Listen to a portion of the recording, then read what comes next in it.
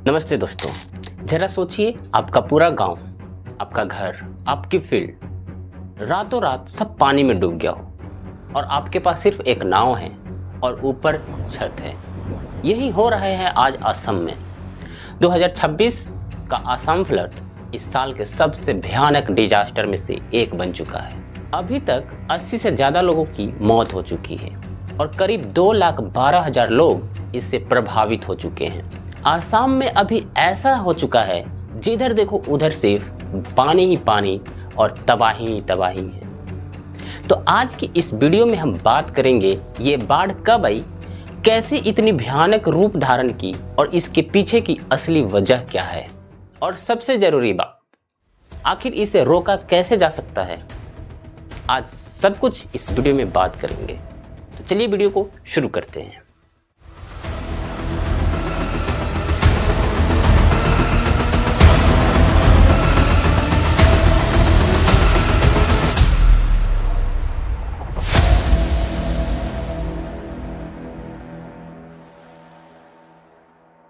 असम में मानसून लगभग जून की शुरुआत में दस्तक देता है और हर साल की तरह इस साल भी जून के पहले हफ्ते में ही बारिश शुरू हो चुकी थी, लेकिन जुलाई आते आते सिचुएशन बिगड़ने लगी।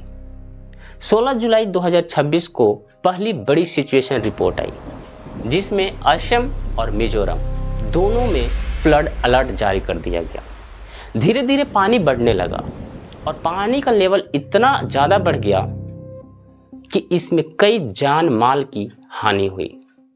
अभी तक फ्लड ने 8 डिस्ट्रिक्ट को बुरी तरह प्रभावित किया है और उसमें नाम है गोलघाट, शिवसागर, विश्वनाथ, चारीदेव, कमरूप, मेट्रोपॉलिटन, जोरहाट, धेमाजी और नागागांव। कुल इसमें 437 गांव, 21 रेवेन्यू सर्कल सब पानी में डूबे हुए हैं। और सिर्फ इंसान ही नहीं, कुछ रिपोर्ट्स के मुताबिक करीब 7 लाख लोग डिस्प्लेस हो चुके हैं और लगभग 900 गांव किसी न किसी हद तक सबमर्ज हो चुके हैं। लगभग 3 लाख लोग रिलीफ कैंप में रहने पर मजबूर हैं। इमेजिन कीजिए, इतनी बड़ी पॉपुलेशन अपना घर छोड़कर कैंप्स में जीने को मजबूर है। ये सिर्फ एक नंबर नहीं है, ये लाखों जिंदगियों की कहानी है। अब बात करते हैं आखिर ये फ्लड इतनी भयानक रूप कैसे धारण की। तो पहला कारण है इसका आसाम की ज्योग्राफी। आसाम की ज्योग्राफी ही कुछ ऐसी है कि ब्रह्मपुत्र और उसकी ट्रिब्यूटरीज जैसे बारक, बोरी ढींग, कपिली हर साल मानसून में डेंजर लेवल को क्रॉस कर जाती है। इस साल भी यही हुआ, बल्कि पहले से ज़्यादा तेजी से पानी बढ़ा इस बार। और दूसरा फैक्टर है एम्बैंकमेंट का टूटना।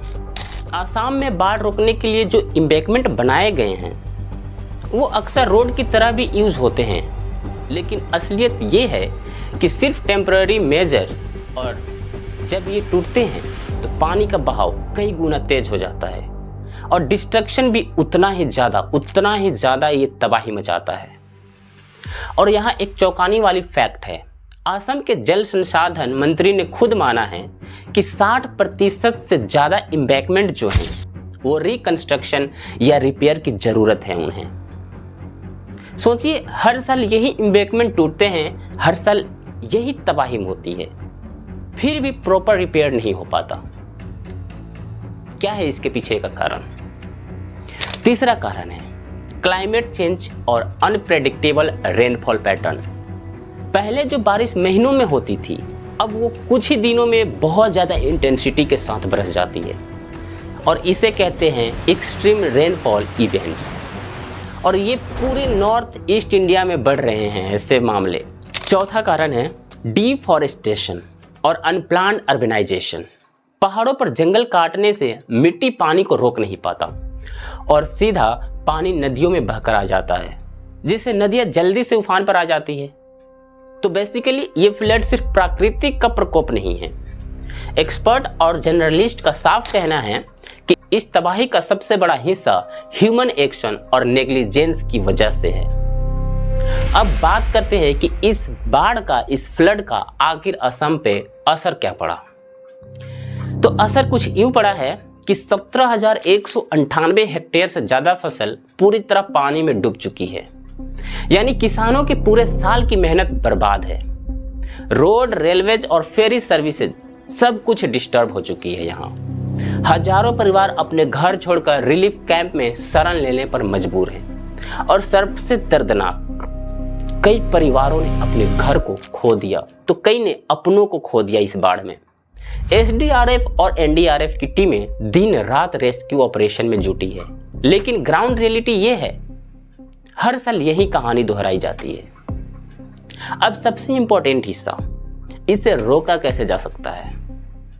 तो पहला फैक्टर है एम्बैंकमेंट का प्रॉपर मेंटेनेंस करना होगा हमें। सिर्फ बनाना काफी नहीं होता, हर साल मानसून से पहले उनकी मजबूत चेक होनी चाहिए और टाइमली रिपेयर होना चाहिए, ना कि सिर्फ बाढ़ आने पर पैच वर्क लगा देना। ये मेंटेनेंस है, इससे पहले सब कुछ हो जाना चाहिए। दूसरा फैक्टर है अर्ली वार्निंग सिस्टम को मजबूत करना।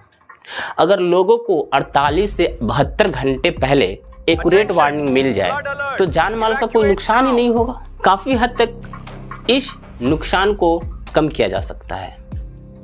तीसरा कारण है एफॉरेस्टेशन, यानी कि पेड़ लगाना। अगर कैचमेंट एरियाज में जंगल फिर से बढ़ाए जाएं तो मिट्टी पानी को नेचुरली रोकेगा और नदियों में सीधा जो फ्लो होता है वो कम हो जाएगा। चौथा फैक्टर है रिवर ड्रेडिंग और प्रॉपर ड्रेनेज प्लानिंग। समय समय पर नदियों की सफाई और गहराई बढ़ाना जरूरी है ताकि पानी सही तरीके से बह सके। फिफ्थ फैक्टर है सस्टेनेबल अर्बन प्लानिंग। वेटलैंड और नेचुरल फ्लड प्लेन्स को कंक्रीट जंगल में बदलना बंद करना होगा हमें, क्योंकि यही एरियाज नेचुरली पानी को एब्जॉर्ब करते हैं अपने अंदर। अगर कंक्रीट बना देंगे तो पानी एब्जॉर्ब नहीं होगा। सिक्स्थ फैक्टर है लेवल प्रिपेयर्डनेस। लोकल लोगों को ट्रेनिंग दी जाए, कैसे इवैक्यूएट करना है, कहाँ जाना है, ताकि हर साल की भागदौड़ जैसी स्थिति न बने। और सबसे जरूरी बात, ये सिर्फ सरकार की जिम्मेदारी नहीं है। क्लाइमेट चेंज को धीमा करना, डिफॉरेस्टेशन रोकना, ये एक कलेक्टिव रिस्पॉन्सिबिलिटी है जिसमें हम सब की भूमिका होनी चाहिए। तो दोस्तों, ये थी आसाम फ्लड 2026 की पूरी कहानी। कब आई, क्यों इतनी भयानक हुई और इसे कैसे रोका जा सकता है। ये सिर्फ एक न्यूज स्टोरी नहीं है, ये आसाम की लाखों लोगों की असली जिंदगी है जो हर साल इसी त्रासदी से गुजरते हैं। अगर हम सही प्लानिंग, सही पॉलिसीज और इन्वायरमेंट की केयर करें तो शायद अगले साल ये तबाही थोड़ी कम हो या हो ही नहीं, क्योंकि प्रॉपर मेंटेनेंस और प्रॉपर उसका सॉल्यूशन मिल जाए तो कोई नुकसान नहीं होगा। तो अगर आपको ये वीडियो इन्फॉर्मेटिव लगी हो तो इस वीडियो को अपने दोस्तों के साथ शेयर कीजिए और आपके हिसाब से इस समस्या का सबसे बड़ा सॉल्यूशन क्या होना चाहिए कमेंट करके जरूर बताइएगा। मिलते हैं किसी नए वीडियो में नए टॉपिक के साथ, तब तक के लिए जय हिंद।